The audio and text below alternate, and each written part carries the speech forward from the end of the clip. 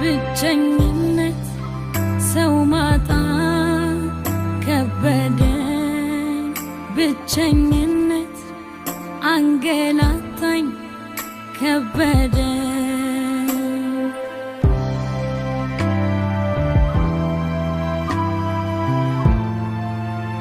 ማሚ ለምንድን ነው የምታለቅሽው? በእግዚአብሔር ትናንቴም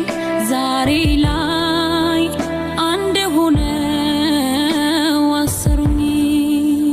በእንባታ ጠባለው ፈገግታዬ ምርኮኝ ነገን እንዴት ልየው መልካም አድርጌ ተሸፍኖብኝ ራስን ሳይወዱ ተስፋ ማድረጉ ማማጥ ሆነብኝ